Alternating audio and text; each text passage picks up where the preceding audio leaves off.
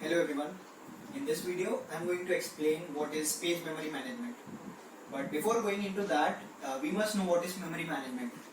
It is a process in which the operating system and hardware combine to accommodate multiple processes in the main memory. If it is the case that our main memory cannot accommodate multiple processes, then much of the time spent by the processes will be for waiting for the input-output operations, in which case the CPU will remain idle. Hence, it is important that the memory is managed efficiently in order to accommodate as many processes as possible into the main memory. In most schemes, the kernel occupies some fixed portion of the main memory, and the rest whole portion is for accommodating the several processes. Coming back to the page memory management, it is a scheme that permits the physical address of a process to be non-contiguous. In this, we divide physical memory into fixed size blocks called frames. We also divide the logical memory into blocks of same size called pages. When a process is to be executed, its pages are loaded into any of the available memory frames from the backing store. So let us understand paging in some more detail using an example. Here I have the main memory drawn. Let's say that we have an incoming process with ID equals to 18 and we need to load the data of this process into our main memory. As you can see, the process has been divided into several blocks. These are the pages. These all have the same size. For example, if the size of our process 18 is equals to 8 bytes. So as you can see, I have divided this process into 4 pages. So each page will have size of 2 bytes each. Coming to the main memory, as we know, main memory is divided into equal size blocks which are called frames.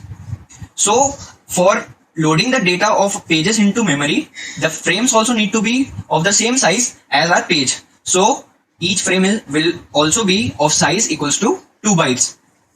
Now let's name our pages. So this will be our page 0, this will be the page 1, this will be page 2, and similarly the last page will be page 3. And in the main memory, we'll name our frames as frame 0, frame 1, frame 2, and so on. And suppose that before our process 18 came into the main memory, our main memory already had some processes in it.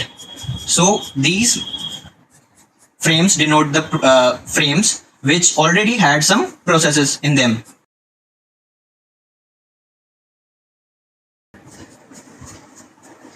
As you can see that although the number of available frames are more than the required number of frames for loading the data from the process 18, but they are not in a contiguous fashion. This is where the concept of paging helps us, because in this we can load the data of each page in a non-contiguous manner. So here I'm going to load the data of our page 0 into the available free frames, that is starting from frame 1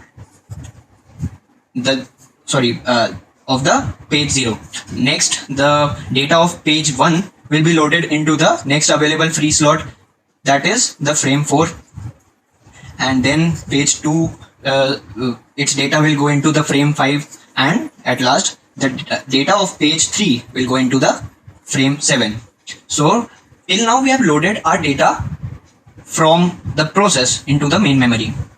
As there are 2 bytes in each page, let us denote our bytes in this. So this is the 0th byte, this is the first, this is the second, third, and so on.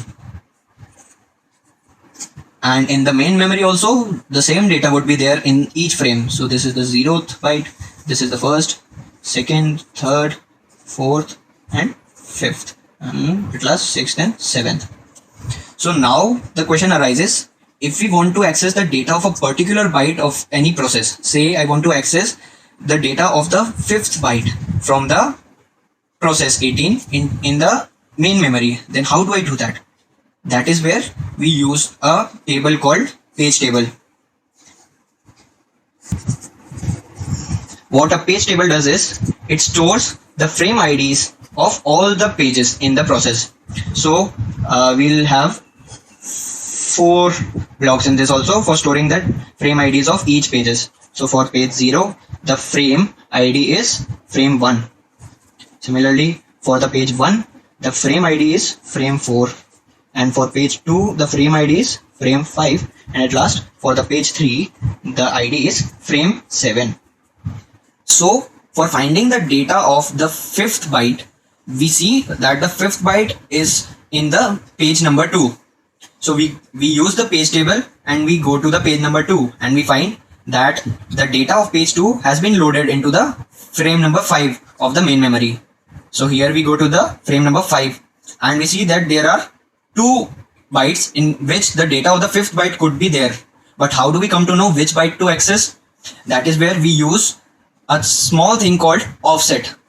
So offset is basically the displacement of a particular byte in a given page. So let's say that for both the bytes in our pages, we can use a minimum of just a single bit to denote the difference in them.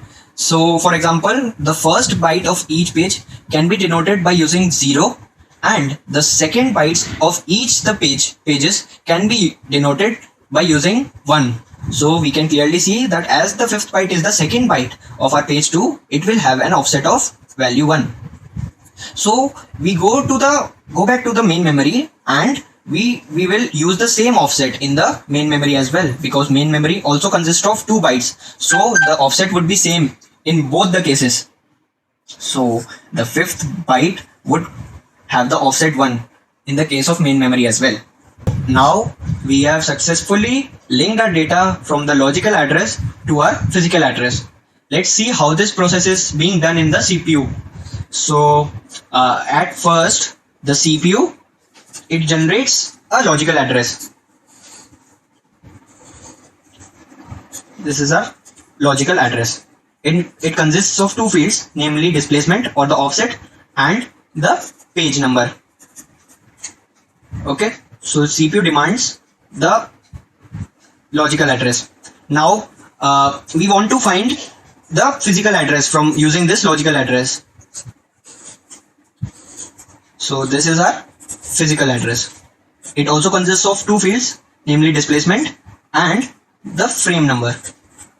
So as we saw that the offset value is same for both the logical address and the physical address. So this value will automatically be used to know the offset value in the physical address as well.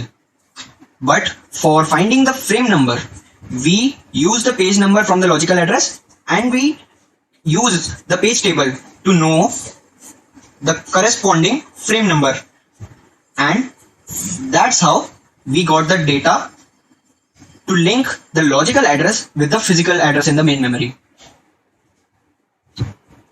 It is not always possible and also not a good practice to add all the pages of a process into the main memory, because that way we would occupy a lot of space in the main memory and we may not be able to accommodate multiple processes in the main memory at a given time. So for that we use a concept called demand paging, in which we use a thing called pager, whose task is to guess which pages of a process are most likely to be used when the demand is there for the particular process. So what it does is that it will bring those particular pages from the disk into the memory. That way we can avoid using our memory on those pages that won't be used by the process. In this technique, we differentiate the pages which are in the memory to those which are on the disk using valid or invalid bit. A valid bit denotes that the page is in the memory, whereas invalid bit denotes that it is in the disk. Due to demand paging, situations in which a process requires a particular page which is not in the main memory can occur. This condition is called as a page fault. We have to check the page table of that process to check if the reference is valid or invalid. If the reference is invalid, then we have to end the process. But if it is valid, but not yet brought in, then we have to bring it from the main memory. Page fault can cause a lot of waste of time. For handling page fault, first we need to locate an empty frame in the main memory. Then we have to bring data from the page that is in the disk to the empty located frame. Then we have to reflect the changes of that particular page in the page table, indicating that now that particular page has been brought into the main memory. Then at last, depending upon the nature of the process, we may either resume or completely restart the execution of the process. While the page fault mechanism is working, the operating system has to make two scheduling decisions. The first one is page fetching. In this, it has to determine when a particular page or pages have to be brought into the memory. The second decision is about the page replacement. In this, it has to determine which pages have to be victimized in order to be thrown out of the memory to make space for the new incoming pages. The page replacement is required to prevent the over allocation of our memory. The page replacement algorithm completes separation between the logical and the physical memory. We have several page replacement algorithms, all with the common goal of minimizing the number of page faults that occur. Let's start. The first one is the FIFO. It is the first in, first out. In this, that page is thrown out of the memory which has been there for the longest time. So we use the concept of queues here. So when the queue becomes full, the element which came in the first, that is the first element of the queue, is replaced by the new element, the new page. Next is the optimal algorithm. This algorithm requires us to predict which pages are going to be the most useful in the future. Although in theory it is the best algorithm, but it is not possible to implement it in reality because there is no way for the operating system to determine which pages are going to be used the most by the process. The next comes the least recently used. In this, we use the past to predict the future in the sense that we replace that page which has been used, which has been least recently used by the process. At last, there is the random algorithm. In this, we just pick up a random page and replace it with the demanded page. This algorithm can sometimes give us surprisingly good results and sometimes give us really poor results too.